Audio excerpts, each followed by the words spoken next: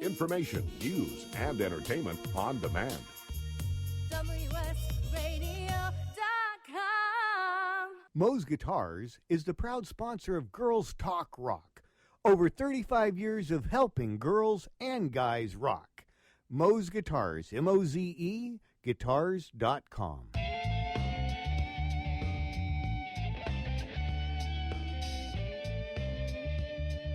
Welcome to Girls Talk Rock, where the musician's creativity finds its voice. And here are your hosts, Tracy Smith and Beth Venus.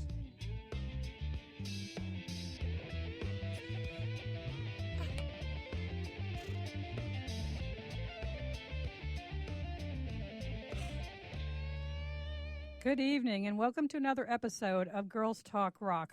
Woo! You are listening to Girls Talk Rock on the EnterTalk Radio Network.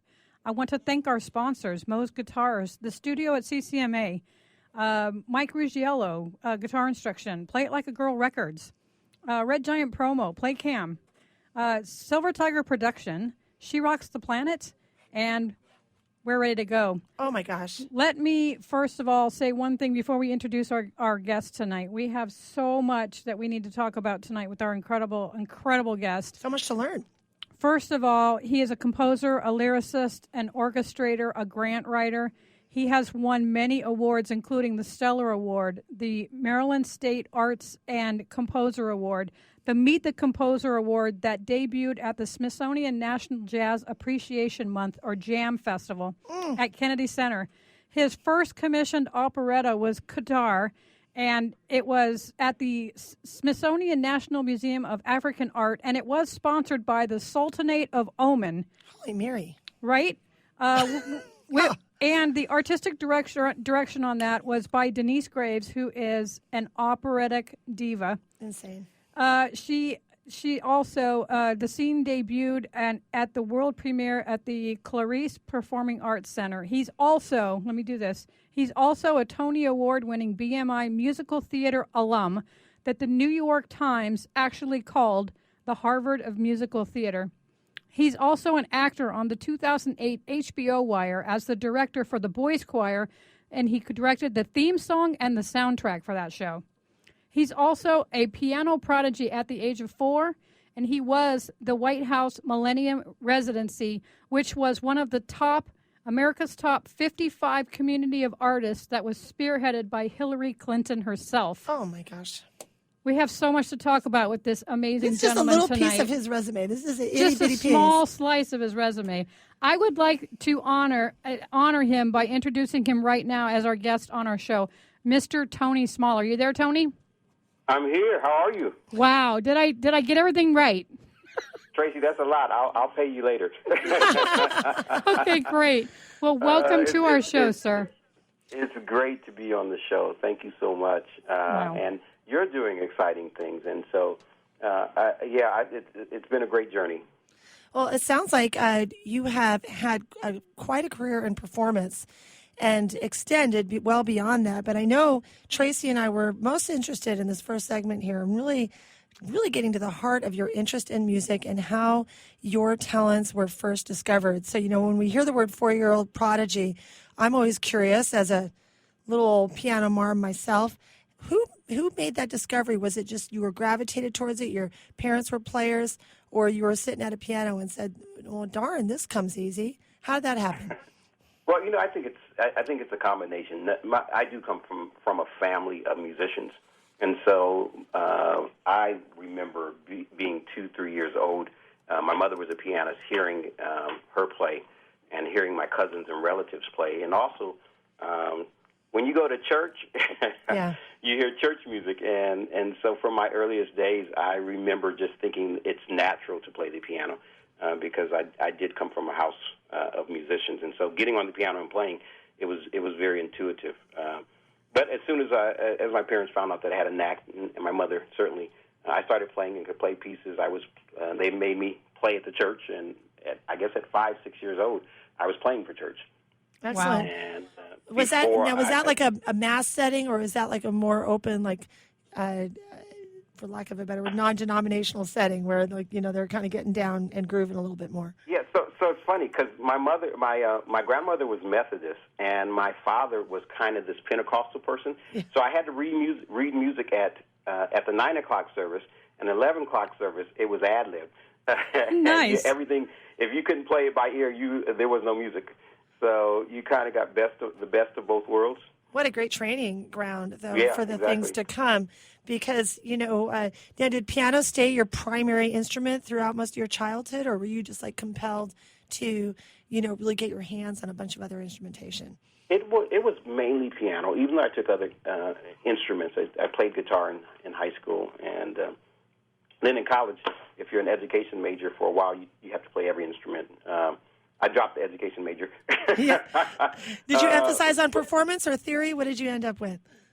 With performance was my focus, and a business major, actually. So that was,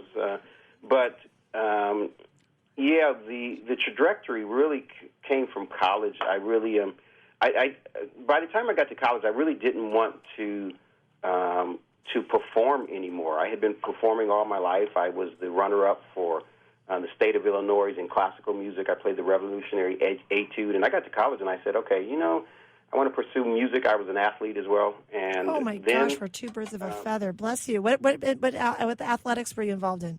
I went to state in the 800-meter relay. I was 800 then it was the 330 hurdles. It just shows you how far back it. I know what you're talking about, man. You were a tough athlete. Those are tough events, man. Yeah, and then in college it was the 400-meter hurdles. So cool. So endurance all the way. Did you find, because we have a lot of people listening who maybe are musicians and also athletes, and often I think you've probably heard this growing up and coming up, you had to choose, right? Did you feel that pressure, or did you say, I can do this? You know what? I was asked to choose a lot, and it became really tough in college. It's hard to maintain a classical routine and practice 4 hours a day, right, and still run. But here's I can recall my sophomore year. I had the choice to either go to a nationals event in track and field or to go to the Caribbean islands with a performing arts troupe, and I chose the performing arts troupe. Right, because I read that in your resume. That's awesome. Go ahead. That's a turning point. And I always say that I didn't choose music; it chose me. Well, right. That's so interesting because they're both very high pressure circumstances, like that you're putting yourself under. Anybody who has, you were talking about the etude, and it looks like you went towards romantic era. Were you drawn to certain areas in classical music for competitive piano, or were your instructors handing them to you? I think in college I had an amazing teacher who gave me a lot of postmodern works. Cool. I love Albert Albinus, Cantos de Españos, and very interesting contemporary works. Prokofiev is certainly still my favorite composer, and so his concerto in his first concerto is one of the first concertos I'd ever played, and so and drawn to something different. And loved all types of music. That's awesome. So why don't you tell us maybe a little bit of the struggles that you encountered? Because when somebody calls you a prodigy at age 4 and going through the motions, what do you think were some of the struggles that you encountered when you were doing all this? Was it to please people or to please yourself or find what you really loved? What was the itch? I think that's always an interesting question. I had so much support from my parents, right? And because they were musicians and because my mother was a musician, and it was somewhat natural. I can't say that I really had any struggles, except to practice. That's cool. It was natural, but, you still have to maintain a routine of a couple hours a day, especially when you're young. And so me being so young, every Sunday I had to know the hymns and I had to know music, and so I had to prepare for that. I think for me there was a joy for that. There was a joy being able to play at such a young age, and it was kind of weird.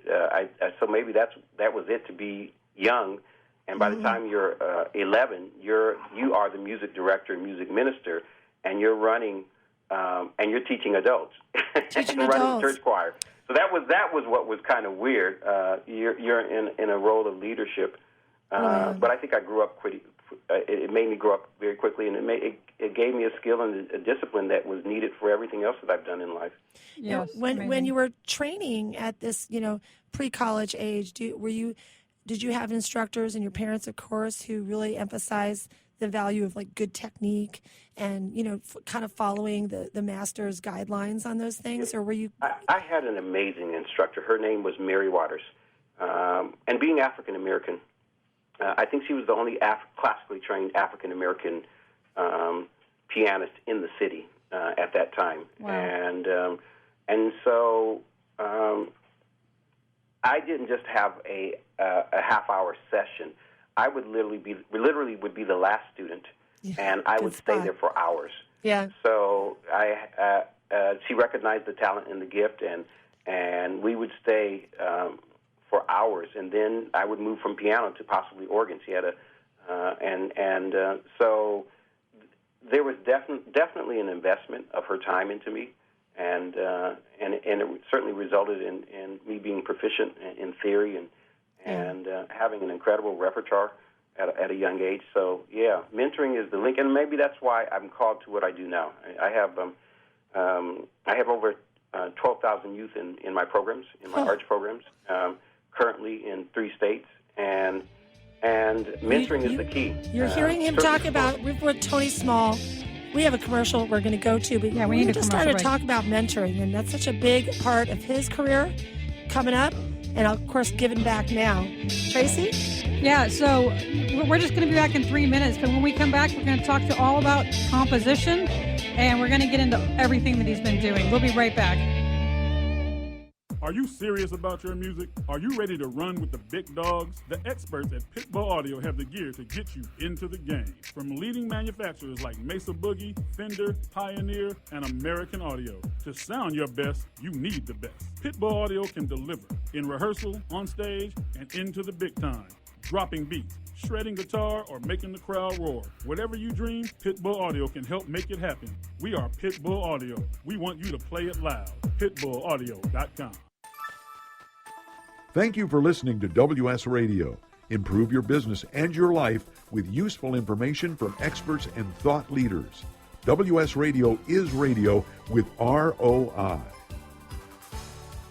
You may have heard me brag about Progressive Medical Center and just how much they've helped me with my health. And Dr. Goley, one thing that you've helped so many people with is migraines. Unfortunately, there are millions and millions of Americans who are suffering with migraines and headaches, and they're debilitating because it affects the quality of their life, and they cannot function properly. At Progressive, we get to the root cause because we understand that migraines could be caused by nutritional deficiencies, hormonal imbalances, believe it or not, delayed food sensitivities. And once we determine what the real reason is, we put a plan of action together with medication that we get them off slowly, and we put them on an all-natural approach, and the results are amazing. Incredible. I mean, there's so many people that can say they don't live their lives with migraines anymore thanks to Progressive Medical Center. And that's what's exciting and rewarding to us as physicians, because we help our patients take control of their health, and that's why they're living well. Why don't you get a hold of Progressive Medical Center today? Don't live in pain. Don't have migraines anymore. Just go to their website, progressivemedicalcenter.com. This is your life. Live it well.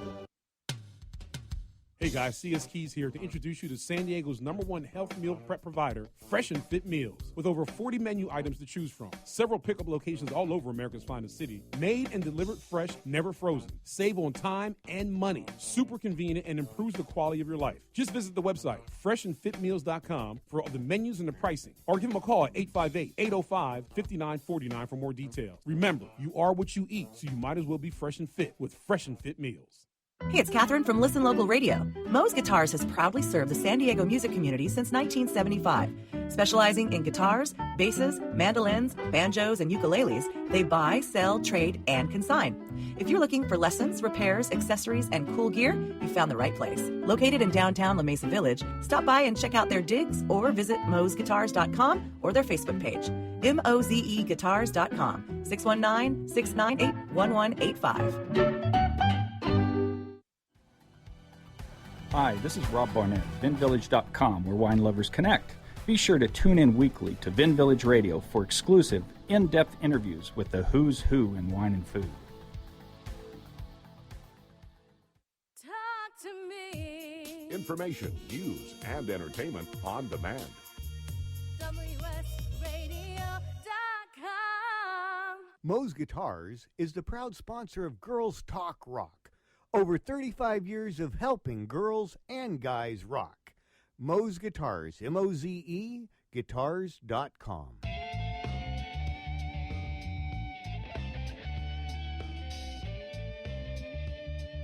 Welcome to Girls Talk Rock, where the musician's creativity finds its voice.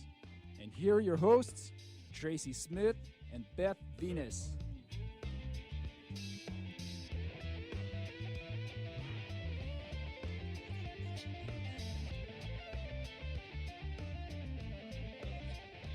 Okay, welcome back. It's segment number 2, and we are here with an incredible gentleman named Mr. TonySmall. We are back. So, Tony, when we left off here, we were talking about the pilot program that you created in 4 different states that impacts 12,000 kids in the local D.C. and Baltimore area. Why don't you tell us a little bit about those programs?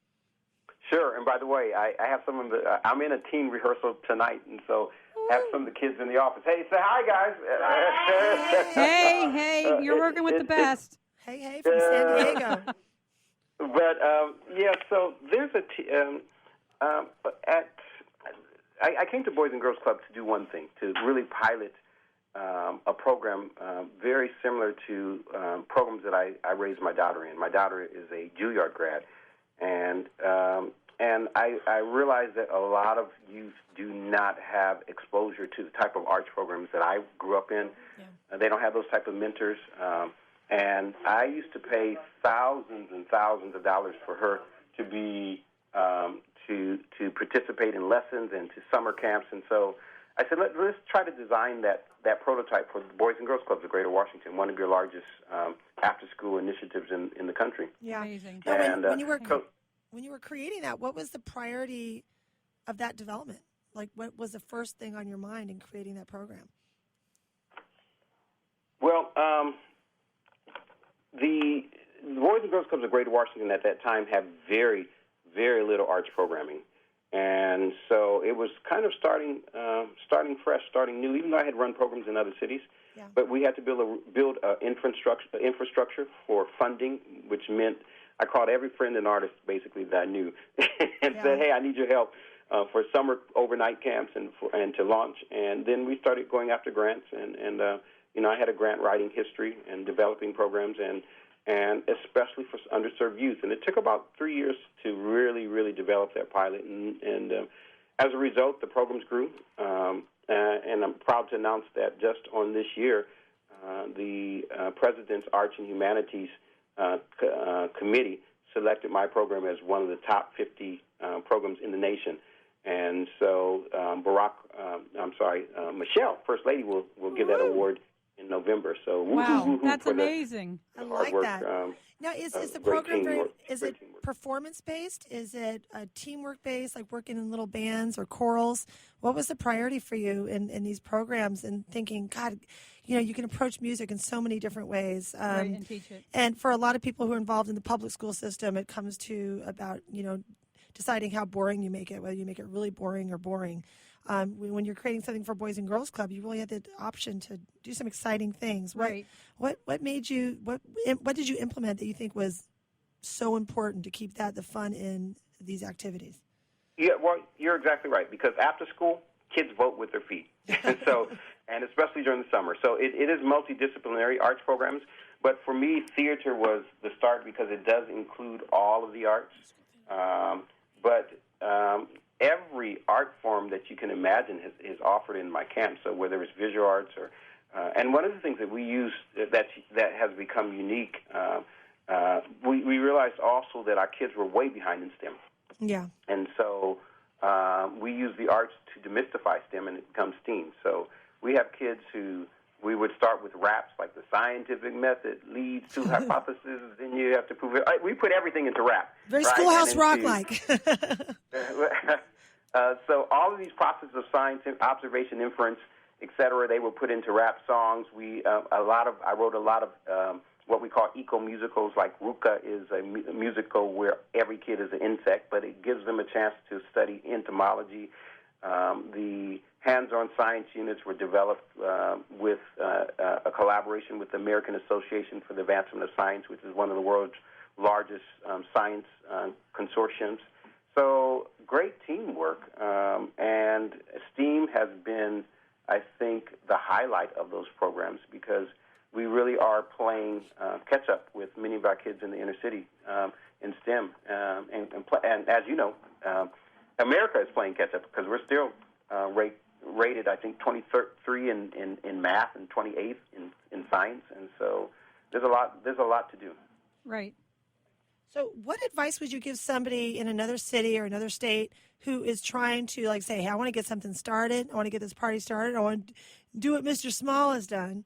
What would be a good benchmark for them to reach for initially in starting a program? Because there's a lot of musicians listening and teachers listening who want to do what you've done, and it's not easy.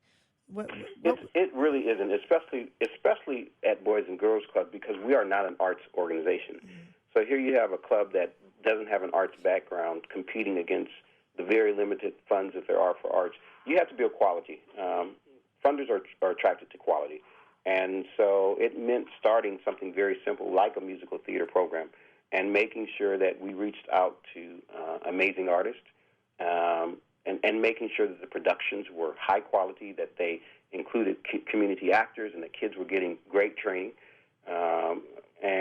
And then after you start producing and producing quality, that does attract funding. And of course, being able to collaborate and get the right partners.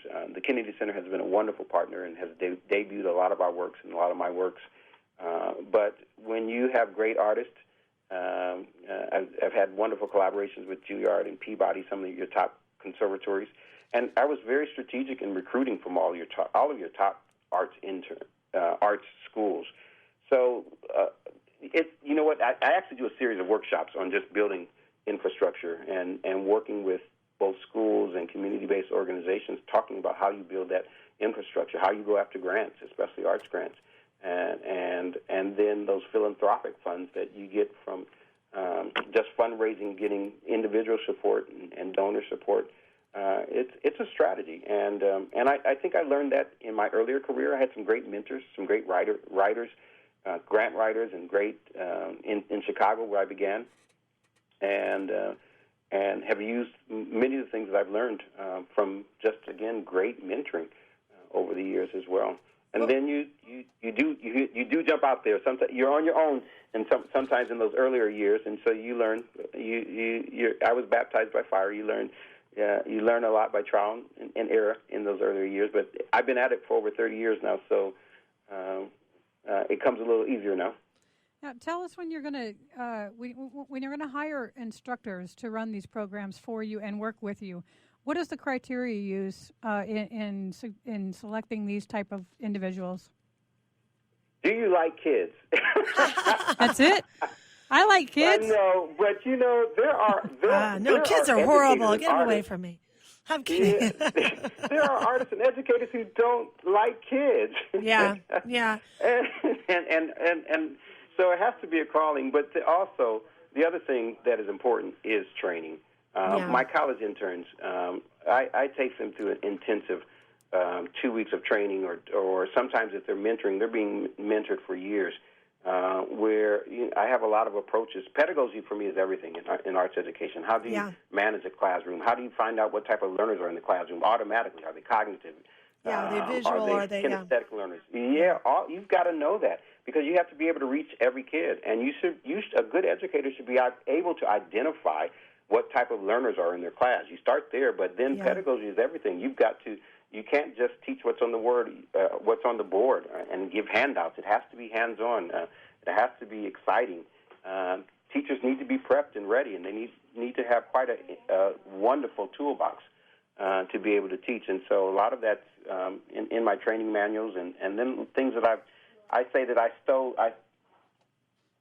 Is that? I'm sorry. Oh, yeah. I say that I've stolen from some great educators as well. Is that personalized learning, that personalized technique, part of the workshops you were talking about and the educational how to educate manuals and workshops that you were talking about earlier in the segment? And is that a lot something of it does come from that, and so I have a lot of training manuals, and then I bring in great educators as well. I still say my daughter is just one of simply the most wonderful educators that I know. She's a director, and she's a Juilliard trained actress, but I think she's taken a lot of my techniques and expanded them. And then I have a lot of friends who are amazing educators as well in many cities. And so I rely on the expertise also of others. It does indeed take a village, no question about it. Yeah, so we're down to the last minute of this segment, but we're curious about what exactly did your daughter do? Is she performance as well? And tell us a little bit about what she does, because she sounds amazing. Well, so the story behind this is actually that we moved. I left. I was the artistic director for Historic Theater in Indianapolis, and she decided she wanted to be an actress, and we moved to D.C. so she could attend an amazing, valuing a great school to go to Baltimore School for the Arts. And so I left my theater job actually so that she could attend that school, and then she went to Juilliard. And so she's acting. She's a voiceover specialist. She's an amazing instructor, and she's still young and finding her way. But she has a lot of tools in her toolbox, and I think it's expanding my work and kind of a chip off the old block. So now that's very cool. We've got to have you hold that thought because we're down to our second commercial break, but we will be back in 3 minutes. Now, when we come back, we're going to talk about some of the pressures that you feel and what drives you and all the composition and software and writing 30 years ago versus writing now and all that kind of good stuff. We're going to find out what the differences are in the industry. And so if you guys will just hold on, we'll be back in 3 minutes and we'll be talking more to Mr. Tony Small. Are you serious about your music? Are you ready to run with the big dogs? The experts at Pitbull Audio have the gear to get you into the game. From leading manufacturers like Mesa Boogie, Fender, Pioneer, and American Audio. To sound your best, you need the best. Pitbull Audio can deliver in rehearsal, on stage, and into the big time. Dropping beats, shredding guitar, or making the crowd roar. Whatever you dream, Pitbull Audio can help make it happen. We are Pitbull Audio. We want you to play it loud. PitbullAudio.com. On the internet, your business's reputation can be unjustly destroyed in an instant. Don't wait for that to happen. Building and marketing your 5-star reputation can increase your business by as much as 19%. Take control of your reputation and have the 5-star reputation you deserve with Reputation Marketing Solutions by DSI Development. Become the go-to company by visiting 5starrepmarketing.com. The number 5starrepmarketing.com. Hey, it's Catherine from Listen Local Radio. Moe's Guitars has proudly served the San Diego music community since 1975. Specializing in guitars, basses, mandolins, banjos, and ukuleles, they buy, sell, trade, and consign. If you're looking for lessons, repairs, accessories, and cool gear, you found the right place. Located in downtown La Mesa Village, stop by and check out their digs or visit moesguitars.com or their Facebook page. mozeguitars.com, 619-698-1185.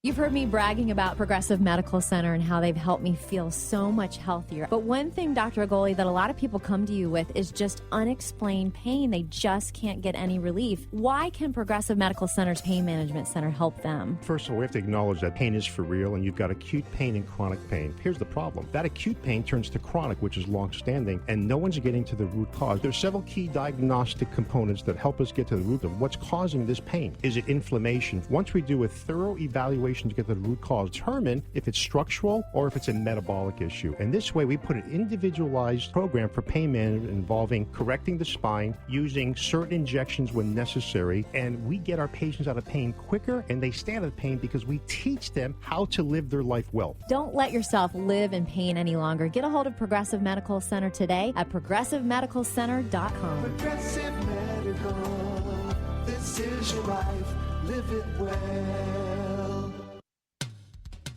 Hey guys, CS Keys here to introduce you to San Diego's #1 health meal prep provider, Fresh and Fit Meals. With over 40 menu items to choose from, several pickup locations all over America's finest city, made and delivered fresh, never frozen. Save on time and money. Super convenient and improves the quality of your life. Just visit the website, freshandfitmeals.com, for all the menus and the pricing. Or give them a call at 858-805-5949 for more details. Remember, you are what you eat, so you might as well be fresh and fit with Fresh and Fit Meals. Talk to me. Information, news, and entertainment on demand. WSRadio.com. Moe's Guitars is the proud sponsor of Girls Talk Rock. Over 35 years of helping girls and guys rock. Moe's Guitars, M-O-Z-E, guitars.com.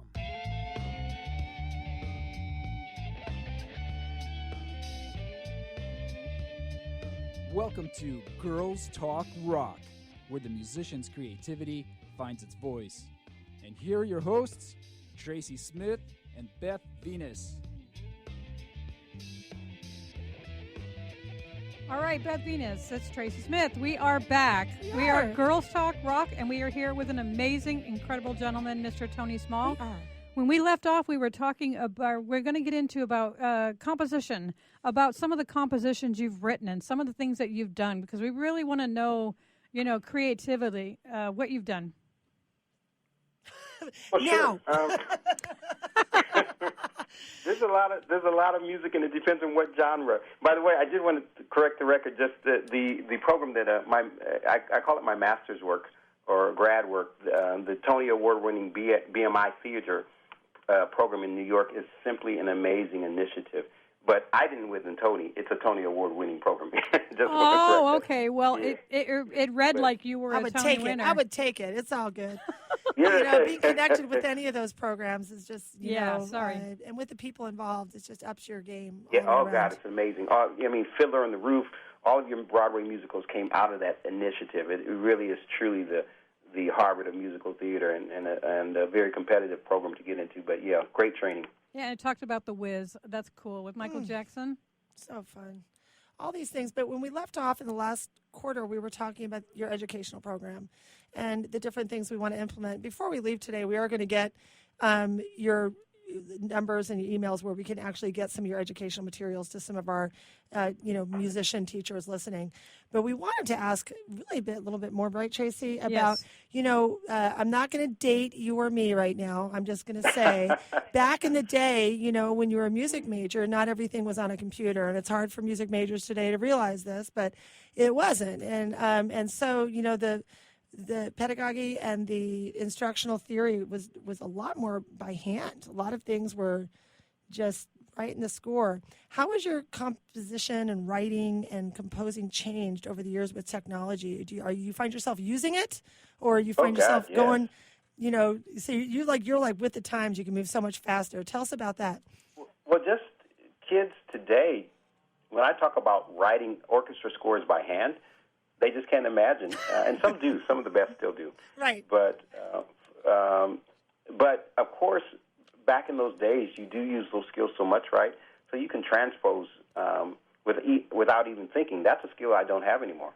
I can't just sit down and write out a horn or a brass or a violin viola part and just transpose in my head. I've been spoiled. But back in the day, in the early days before Finale and Sibelius, that was easier for me to do. So it's interesting that Finale does make things easier. You do get a chance to go back and you can hear what it sounds like without having the full orchestra. Right. But I think what the difference is, of course, Finale, what you hear still isn't what a real orchestra. You have to know what those instruments sound like and have studied them. And so I think that's the difference. But yes, technology is simply wonderful, and I can put out a score in minutes these days. Well, a short score. Right. If I need to just write basic things or basic arrangements. But yeah, thank God for technology. And of course, you can get parts immediately, and you don't have to score the individual parts. It's interesting. I think you also talked about the difference between me composing back in the day and now, and what has changed. And I don't mind saying it's been over 30. I'm glad that it's been over 30 years. So I like talking about the journey because it's gotten sweeter. And yeah, I didn't set out to be a composer. I always say the necessity. A mother is the invention of. I'm mixing it up as many times as I say it. Yeah, we know what you're saying. Necessity is the mother of invention. Correct. Right. Right and on. so, as an early educator, a lot of times I wrote new music because I simply could not afford the royalties for our schools or our programs. And I'm like, okay, I can write that a choral song. I can write a small musical. And those skills, that's how I honed my skills. And those skills grew from there being a need. And also for me wanting to kind of put some spice into some of the music that I did have bands or musicians playing, young musicians. I'm like, oh gosh, this needs to be jazzed up. It needs a little spunk. It needs a little soul, and that made me start rearranging works, and that honed skills as well. And so that's kind of how all of the orchestration in my earlier years began, and the writing. It's funny that one of the first works that I submitted, I think it was in the late 90s, was because a friend said, "You got some great works, and there's a national competition, and you should send your work." And it was literally the White House Millennium Project that was spearheaded by Hillary at that time. Awesome. And I was chosen, but I had been writing for years. I would never have thought to submit works. And then after that, I started submitting works on a regular basis, and like, wow. But I had been writing up to that point for about 15 years.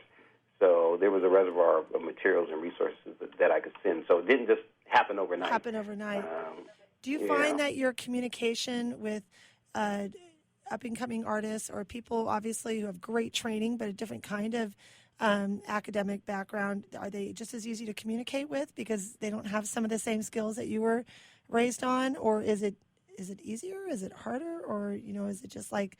So it depends, because technology, right? Yeah. There are kids that I have in my programs, and even some young college kids who can't read music, who don't have an extensive music background, but GarageBand and Pro Tools and all those, and Logic, they create some great stuff, some great music, and so it is a different era, and I'm trying to keep up. I'm trying. Right? Mr. Small, let me show you how to use this latest program, and et cetera, et cetera. And I'm like, oh, please teach me. So there's an exchange. There's an exchange that needs to happen. That no matter how old you are, you can learn something new. And so I'm always learning and growing from sometimes the kids in my program, literally. Do you feel like you've learned more from the kids that you teach and that you work with and you docent with and mentor with, or with other musicians that you've been working with and performing and recording with over the years? I think it's all of that and above, right? Yeah. There's still, when you surround yourself with the best, and I feel like I've been privileged to, these days, to work with some just amazing folks. You're always learning. Denise Graves is still one of my biggest influences as far as nurturing and helping me through the last operetta that I wrote. And so because he's been doing it for so long. So when you network with the best, you're always learning, even though you think you know it.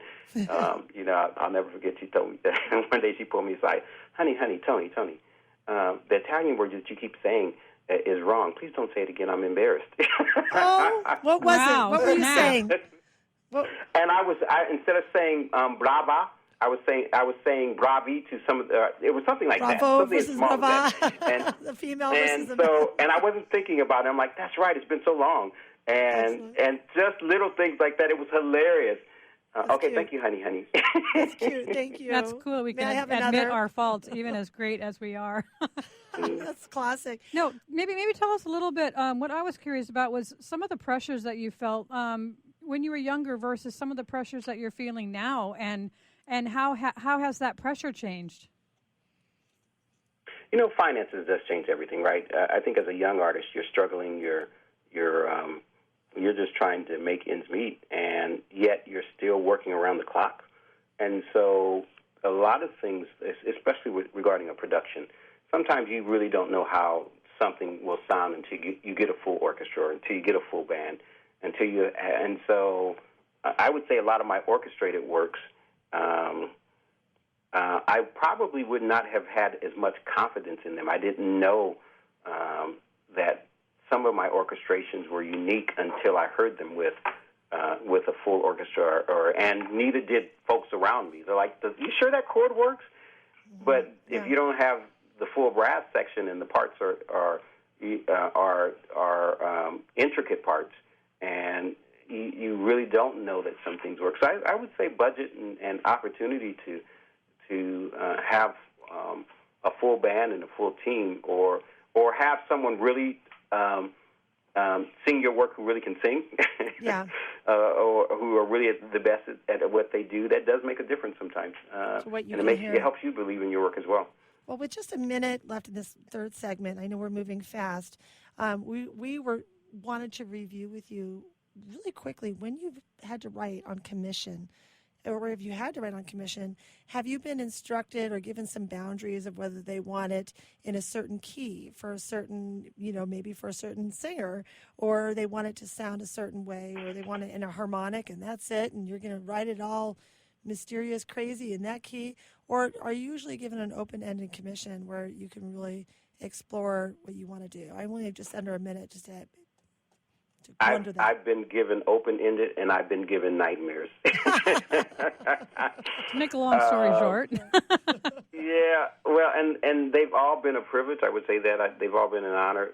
But I've told the White House Millennium Project that I did in 2000. I think I spent about a half year writing a musical, only to find that wasn't the direction that they wanted to go. So I had to start again. Holy wow. And you hear that, musicians? Do not give up. Someone gives you all that time and energy, and then you got to start over. Even Mr. Small. All right, hold that thought, Tony, because we're going to come back for the fourth segment. And when we do, we're going to try and talk about what does 2016 and 17 and 18 even hold for you. And we're going to get into all the good stuff that's coming up in the future. So everybody just hang out for like 3 minutes. We'll be right back, and we'll be talking to Mr. Tony Small. Hey, it's Catherine from Listen Local Radio. Moe's Guitars has proudly served the San Diego music community since 1975. Specializing in guitars, basses, mandolins, banjos, and ukuleles, they buy, sell, trade, and consign. If you're looking for lessons, repairs, accessories, and cool gear, you found the right place. Located in downtown La Mesa Village, stop by and check out their digs or visit moesguitars.com or their Facebook page. mozeguitars.com, 619-698-1185. Has your business been appified? Are you tired of doing marketing that doesn't deliver results? Mobile apps build loyalty and quality retention. Your app from UPG Mobile puts your business on their mind and at their fingertips. UPG Mobile will give you a custom app highlighting how you are unique, targeting your message, and improving your open rates. Appify your business and amplify your presence with your customers at upgmobilemarketinggroup.com. Are you serious about your music? Are you ready to run with the big dogs? The experts at Pitbull Audio have the gear to get you into the game. From leading manufacturers like Mesa Boogie, Fender, Pioneer, and American Audio. To sound your best, you need the best. Pitbull Audio can deliver in rehearsal, on stage, and into the big time. Dropping beats, shredding guitar, or making the crowd roar. Whatever you dream, Pitbull Audio can help make it happen. We are Pitbull Audio. We want you to play it loud. PitbullAudio.com. I raised $8,000 to build schools for South African children. After realizing how many people go hungry in San Diego, I now volunteer at a food pantry. I'm spending the next year doing volunteer projects across 3 countries and helping in ways they designate to be the most helpful. The World Link program at the Joan B. Kroc Institute for Peace and Justice recognizes the potential of youth as agents of social change. Learn how you can help youth become a generation of leaders in action at peace-justice.org. www.sandiego.edu. You've heard me bragging about Progressive Medical Center and how they've helped me feel so much healthier. But one thing, Dr. Agoli, that a lot of people come to you with is just unexplained pain. They just can't get any relief. Why can Progressive Medical Center's Pain Management Center help them? First of all, we have to acknowledge that pain is for real, and you've got acute pain and chronic pain. Here's the problem. That acute pain turns to chronic, which is long-standing, and no one's getting to the root cause. There's several key diagnostic components that help us get to the root of what's causing this pain. Is it inflammation? Once we do a thorough evaluation to get to the root cause, determine if it's structural or if it's a metabolic issue. And this way, we put an individualized program for pain management involving correcting the spine, using certain injections when necessary, and we get our patients out of pain quicker, and they stay out of pain because we teach them how to live their life well. Don't let yourself live in pain any longer. Get a hold of Progressive Medical Center today at progressivemedicalcenter.com. Progressive Medical, this is your life, live it well. Talk to me. Information, news, and entertainment on demand. WSRadio.com. Moe's Guitars is the proud sponsor of Girls Talk Rock. Over 35 years of helping girls and guys rock. Moe's Guitars, M-O-Z-E, guitars.com.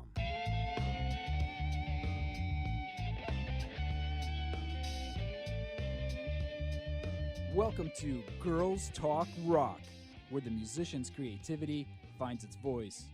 And here are your hosts, Tracy Smith and Beth Venus.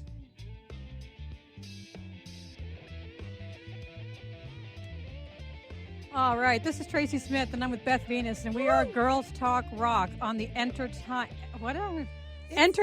Radio Network. I can't talk tonight. I'm so sorry. She's beautiful. She's rocking it. We are back with Mr. TonySmall, incredible human being, and I called him that because that's exactly what he is, an incredible human being on so many levels. And we are so excited to be talking to you tonight. And I realize this is the fourth quarter, so it's going to go really fast. But what's up with that? Go ahead, Beth. Wow, that went quick. Right? We're talking, and I'm going to move fast. You know, we've talked about, like, you've had so many really cool successes. And for a lot of our listeners who are musicians or really fans of great musicians, they're seeing your career as kind of a benchmark of things that to do and try to take advantage of, work with, performance, compose, take your craft seriously, and, of course, do what you're doing and giving back to the community, you know, and you've done that exponentially in a beautiful way. Correct. And we're going to get those follow-ups on your instructional manuals And can I before say we that leave. I really think it's because of giving back that doors open for me. Just so, I mean, That's good. that's my Yeah. philosophy. Yeah, You I get feel the what same you way. give. I really believe in reciprocity. I believe in that law. And It transcends. It's a universal law. Yeah. I agree. I like it. Oh, we like you. 100%. It seems to be like a common thread in a lot of great musicians and people we That's talk correct. to. And it makes such a difference in moving. We want to talk to you about going into 2016, 2017. You're looking at your future and what you're doing. You're still in the prime of your career, really. What's next? Are you into movie music, writing for plays, writing for what really turns you on? What if you had your withers, what would you do? I'm moving into in the next couple of years some new commissions and really trying to solidify work that I've actually already created. I have a lot of works that I debuted at the Kennedy Center. One of them is Ruka. It's an amazing musical, a fun children's musical, but it's really about life lessons and I love the themes. You know, when life doesn't go your way, try adaptation, which is based on insects. They know how to adapt, and so it has all of these wonderful life lessons. You know, if your ship don't come in, build a boat. It's time to build a boat. All of these things lessons that children need to learn. It's I'm developing that for a 2017 full debut. The opera that I created with the Smithsonian and the Sultanate of Oman, just a small Arabic state, right neighbor of Saudi Arabia. I think that when you talk about the most difficult things, challenging works, that was the most challenging work I've ever had to create because I had to really study Arabic culture, you know, and as opposed to 12 tones. You know, they kind of sing in 24 tones. Yeah. So it may be off-key to us, but then again, it was this wonderful correlation of looking at the history of jazz and African American music, indigenous American music, because blues and jazz, they go in and out of 24 tones. Quarter or notes. tones, yeah. Yeah, quarter tones. They just bend them, but they come back to the 12 half steps. And so adding that into an operetta and getting was challenging. And again, just all of the cultural. We would go back and forth between the Sultan and his consultants, and making sure that the storyline. So you talk about challenging. That was a lot of. I was both the librettist as well as the composer and orchestrator. So it was I had a year to complete that work, and I would say that literally was my. But I think it took all of those years of writing before where I could actually create a work like that. It was challenging, but I loved every minute of it. And so the next phase of that is what's to come as well. Both a musical version and a full opera are the plans. Oh, I love it. I love to hear that because it's just a little bit out of the fold what most people think of as success. And I love to hear that you're following your joy, right? And working with other people. We've come to a point in our interview before we get all your information out, before we get those final numbers and emails and websites and all that out, where we have to ask you the Quattro questions. Sorry, you have to answer these Quattro questions. They're just they're just crazy questions that we make up, and it gives us a little insight into who you are and what you're thinking. So go ahead, Beth. What's Quattro question number 1? Okay, if you could collaborate with any composer in history, dead or alive, who would it be? Oh, Prokofiev. I should have known that from the first segment right away. You go. Now, modern era, right there. My Quattro question is if you had to or could live any opera, what opera would you live in? I think I would just love to be a fly on the wall for Carmen. There you go. Oh, delicious, right? And at least it would be sexy. That's right. Well, and okay, number 3, as a composer, what flavor are you? Flavor or spice? Wow. I'm seasoned salt. I like it. A little seasoned salt, a little extra seasoned salt, just to make things a little bit tastier. Yeah, there's a little cayenne pepper in there too. There you go. We got that. So if you're stuck playing any type of opera, are you Baroque, classical, contemporary, romantic? Yeah, romantic. What era are you stuck in? Believe it or not, it's both postmodern and Baroque, because Baroque had the capo opera, opera where you could still ad lib, where there was still an opportunity to add ad lib in early opera. And we forget that. You're going way back. You're going 1600s back. I think exactly. And do you like it that your students really can like we were just talking about that right now, the importance of just recognizing the coolness of music history like that. Like I just think it is just like one of the coolest things on the planet what you just said, because it all connects. Is that a big part of your program? Just kind of connecting the history? Definitely. I mean, every genre or every era is important, whether it's Baroque, Romantic, Classical, Postmodern, etc. But you can show them the connections. We were all just at the Ring Cycle, Wagner's Ring Cycle, and the best way to introduce some of those great works is still through Bugs Bunny. I love it. Kill the Rabbit. It is still a great way to talk about those types of art forms, because a lot of them are in cartoons. Everywhere. Wow. Technically, we need another hour with you, but since we don't have that, we're going to take this last minute to give you the opportunity to give shout-outs, give us your links. Websites. Tell us where we can get your workshops. If you're a teacher, just tell us all that real quick. Throw it out, man. Yeah, sure. If you want to just contact me quickly and just inquire about workshops, which I need to do a better job of posting.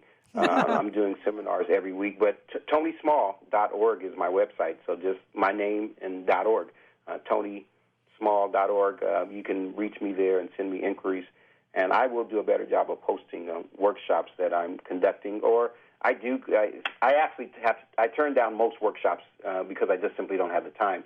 But I'm trying to do a better job of doing regional workshops in the future, especially for teachers and for arts educators. Are those manuals available online as well? Those booklets or? I'm sorry. Now I have a whole series of edutainment things online that are free, whether it's from the scientific method to introduction to chemistry. There's about 19 videos online, and then certainly a lot of my Kennedy Center stuff is in the archives. So a lot of that stuff you can actually go and... Is that at TonySmall.org as well? We're at 8 seconds. I want to make sure. Yes, a lot of it is TonySmall.org. Wonderful. Right. We've been online. Oh, my gosh. I can't even thank you enough. We're going to call you afterwards and just want to talk your ear off. I'm Beth Venus. I'm Tracy Smith, and you've been listening to Girls Talk Rock on the Enter Talk Radio Network.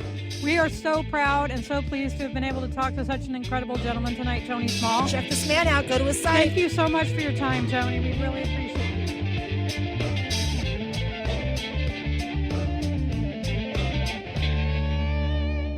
Hey, it's Catherine from Listen Local Radio. Moe's Guitars has proudly served the San Diego music community since 1975. Specializing in guitars, basses, mandolins, banjos, and ukuleles, they buy, sell, trade, and consign. If you're looking for lessons, repairs, accessories, and cool gear, you found the right place. Located in downtown La Mesa Village, stop by and check out their digs or visit mozeguitars.com or their Facebook page. mozeguitars.com, 619-698-1185.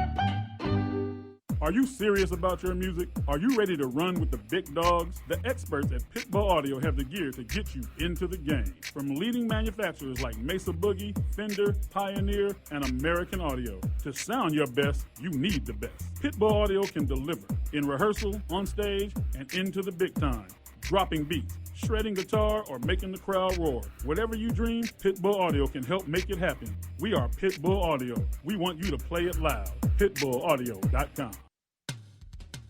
Hey guys, CS Keys here to introduce you to San Diego's #1 health meal prep provider, Fresh and Fit Meals. With over 40 menu items to choose from, several pickup locations all over America's finest city, made and delivered fresh, never frozen. Save on time and money. Super convenient and improves the quality of your life. Just visit the website, freshandfitmeals.com, for all the menus and the pricing. Or give them a call at 858-805-5949 for more details. Remember, you are what you eat, so you might as well be fresh and fit with Fresh and Fit Meals.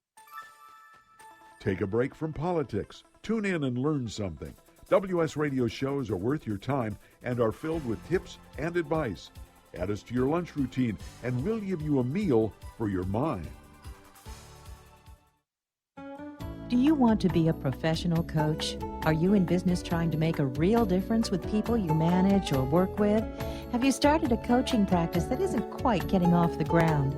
Get the skills you need to be a successful coach today with the Coaches Training Program from Accomplishment Coaching. The Coaches Training Program will show you how to help others focus and be more fulfilled.